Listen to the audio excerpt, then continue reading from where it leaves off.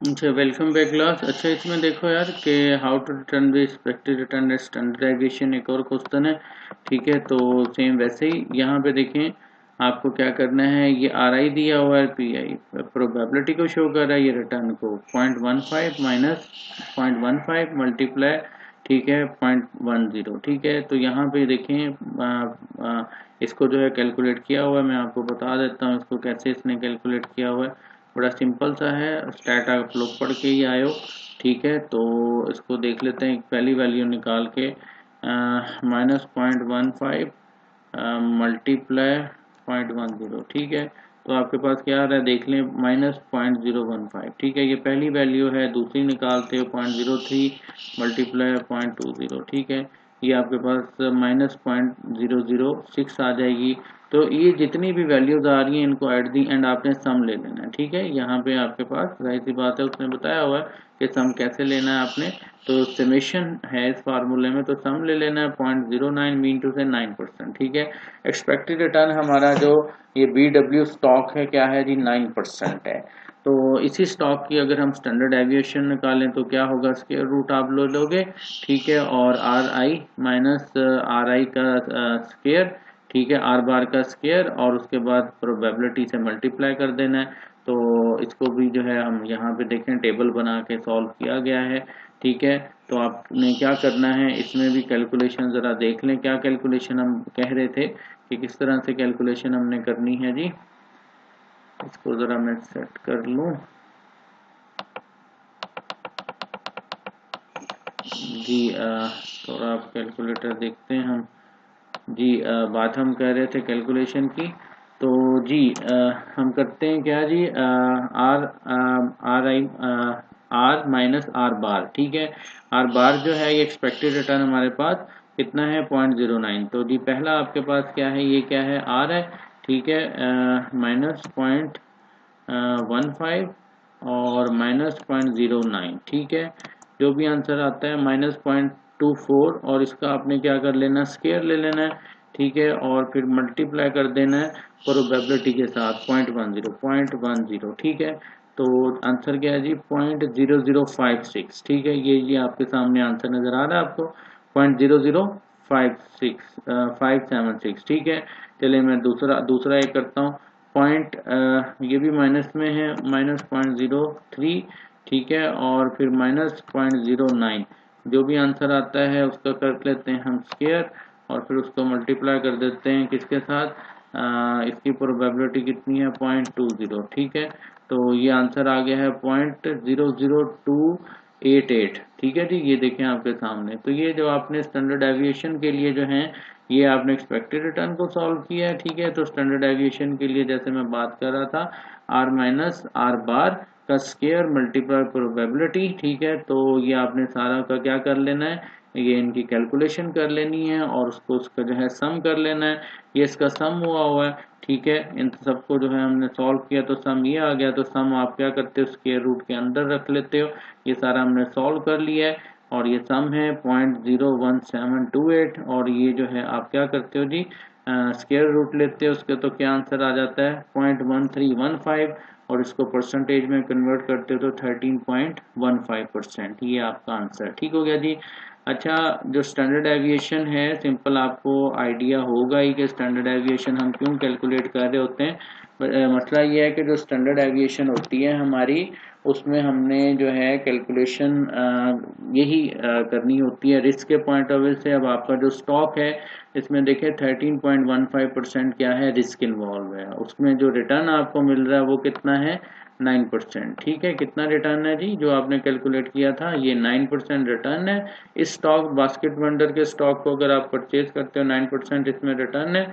और इसमें जो रिस्क इन्वॉल्व है वो 13.15% रिस्क इन्वॉल्व है। ठीक है, बाकी जो कोफिशिएंट ऑफ वेरिएशन जो होता है, कोफिशिएंट हम जो देते हैं वो यही है कि समटाइम जो आपकी स्टैंडर्ड एविएशन है मिसलीडिंग कर रहा होता है। ठीक है, क्योंकि हमने ये एक एवरेज ली है। क्या लिया है, ये एक एवरेज लिया है। तो हमें एग्जैक्ट जो है फिर इसमें जो भी एक एरर है, एरर को रिमूव करने के लिए हम क्या करते हैं, कोफिशिएंट ऑफ वेरिएशन ले लेते हैं मजीद हमारा, ताकि जो आंसर है वो बेहतर हो जाए। तो उसके लिए ये देखें आपके सामने कोफिशिएंट वेरिएशन का जो है आपने जो स्टैंडर्ड एविएशन निकाली sigma divided by are bar, ठीक है 0.1315, ठीक है ये आंसर था आपका, और डिवाइडेड बाय 0.09 1.46, जो कि आपका यानी कि इस जो डिस्ट्रीब्यूशन है उसमें जो एक एरर चांस है वो क्या है 1.46 है।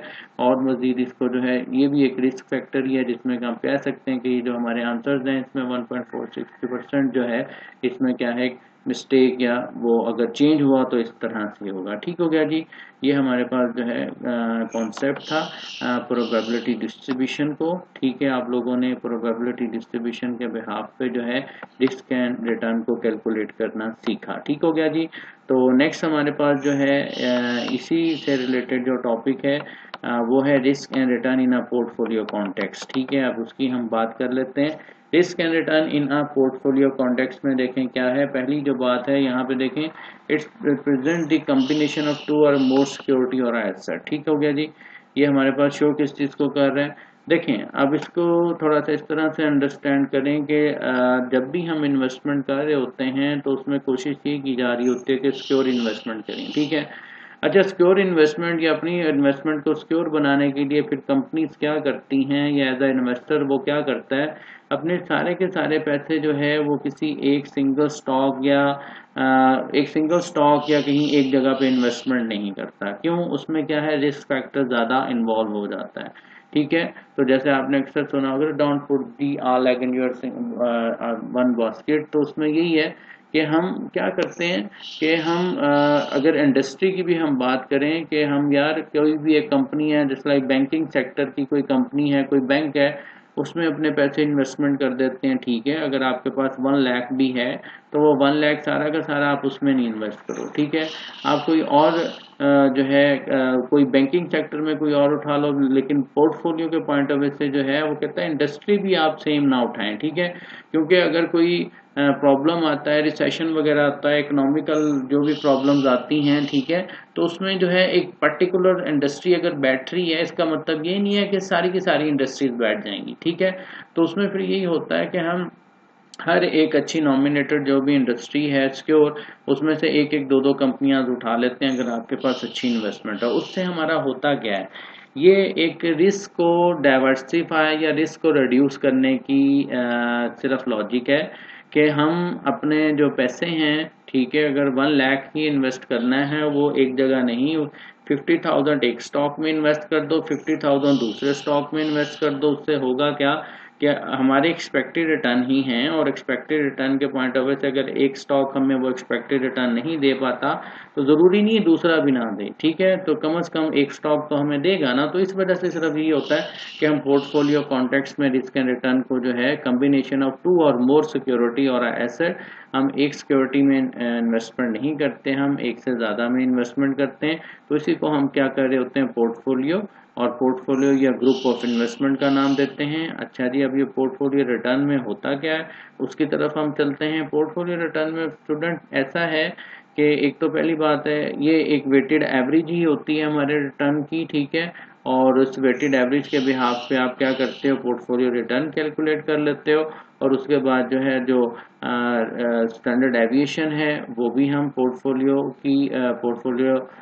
जो है उसकी स्टैंडर्ड एविएशन भी कैलकुलेट करते हैं। ठीक है, expected return of portfolio simply is a weighted average of expected return for the security constituting of that portfolio। ठीक है, and the weight are equal to the proportion of the total fund invested in each security। the weight must be sum to the 100%। बात वो ये कर रहा है कि जो वेटेड एवरेज है उसका वेटेड एवरेज का मतलब ही ये होता है कि जितना पोर्शन आपने किसी भी एक स्टॉक में इन्वेस्ट किया है उसको हम जो है उसके रिटर्न के साथ लिख देते हैं। ठीक है, और ये लाजमी बात है कि आप अंडरस्टूड करें कि हमारा जो वेट है टोटल जितना भी स्टॉक हैं, 2 हैं 3 हैं, ठीक है, तो उनका सम अगर हम करें तो वो 100 ही है। ठीक है, सिंपल सी बात है, जैसे मैं 1 लाख की बात कर रहा था, मैं कह देता हूँ 50%, इट्स मीन 50,000 आप एक स्टॉक में इन्वेस्ट कर रहे हो, 50,000 दूसरे में, तो 50 + 50 100 ही होगा। ठीक है, तो ये यहाँ पे फार्मूला है इसका। देखें रिटर्न आर जो है शो कर रहा है, आरपी किसको, पोर्टफोलियो रिटर्न को, ठीक है। और ये जहाँ पे ये जो डब्ल्यू है ये वेट को शो करेगा, और आर जो है ये किस चीज़ को शो कर रहा है, ये रिटर्न ऑफ सिंगल स्टॉक जे को, ठीक है। तो जितने स्टॉक होंगे उतना ही हमारे पास क्या है, ये आर और डब्ल्यू आते जाएंगे, ठीक है। ये फिलहाल सम किया हुआ एम, एम जो है शो कर रहा होता है एन की जगह M more than one stock को, ठीक है। तो W J is the proportion और a weight of a total fund invested in a security J, R J is the expected return of a security J, and M is the total number of different security in a portfolio, ठीक है। तो यहाँ पे देखें उसने थोड़ा सा ये बताया हुआ है, देखें एक्सपेक्टेड रिटर्न और R J and standard deviation R J, ठीक है। Security A and security B, ये देखें 40% और जो है आपके पास 11.5% ये एक्सपेक्टेड रिटर्न है, और ये उसका जो है स्टैंडर्ड एविएशन है, ठीक है। तो हमें पोर्शन सिर्फ देखना होता है, ठीक है। तो उसमें if equal amount of money are invested in two security, equal amount mean to say 50-50% जैसे मैं बात कर रहा था, ठीक है। तो दो आपके पास सिक्योरिटीज़ हैं, दो आपके पास स्टॉक हैं ए और बी, ठीक है। देखें आपको क्या करना पड़ गया, समेशन 0.50, ठीक है। 0.50 मल्टीप्लाई आप कर रहे हो क्या 14%, ठीक है। ये सिक्योरिटी ए को शो कर रहा है, ठीक है। और उसके बाद जो है ये बी को शो कर रहा है, प्लस कर दिया तो टोटल आंसर क्या आ गया 12.75%, ठीक है। बाकी इसका जो स्टैंडर्ड एविएशन है वो नेक्स्ट सेशन में हम करते हैं, ठीक है क्लास।